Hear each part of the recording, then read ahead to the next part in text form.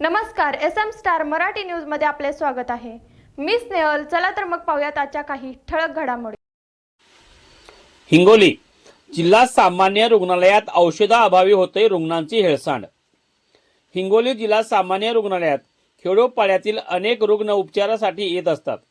दररोज बाह्य रुग्ण विभागात शेकडो रुग्ण उपचार आणि रोग निदान तपासणी करीत आहेत। डॉक्टरांकडे गेल्यानंतर तपासणी करून रुग्णाच्या पावतीवर औषध व इतर दवाई लिहून दिल्या जाते, परंतु औषध विभागात गेल्यानंतर पावतीवर लिहून दिलेली आयुर्वेदिक औषधं उपलब्ध नाहीत असे डॉक्टर रुग्णाला सांगत आहेत। तर काही ॲलोपॅथिक औषध गोळ्या ह्या सुद्धा उपलब्ध नाहीत, म्हणून ते बाहेरून घ्या असे प्रत्येक रुग्णाला सांगण्यात येते। त्यामुळे रुग्णाची हेळसांड होत आहे। रुग्ण 10 ते 20 किलोमीटर अंतरावरून येत असतात, त्यांना नाहक येण्या जाण्याचा भुर्दंड सोसावा लागतो। जिल्हा सामान्य रुग्णालयात औषधाचा नेहमीच तुटवडा दाखवला जातो, परंतु यावर कोणाचेही लक्ष नाही।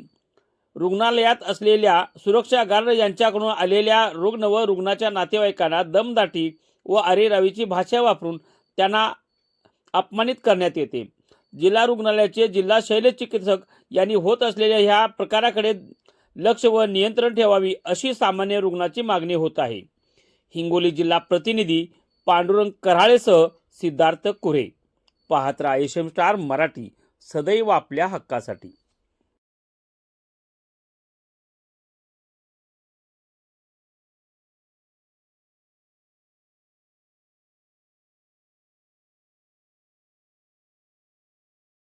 जय शिवराय, जय शंभूराजे, जय भीम।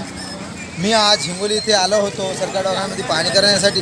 तर आमचे मामाश्री यांनी मला सांगितलं की आयुर्वेदिक गोळ्या ह्या डॉक्टरने लिहून दिल्या आणि या दवाखान्यामध्ये आयुर्वेदिक गोळ्या नाहीत। मग लेखी का देतात हे डॉक्टर लोक? माझ्या पेशंटची फसवणूक करतात का?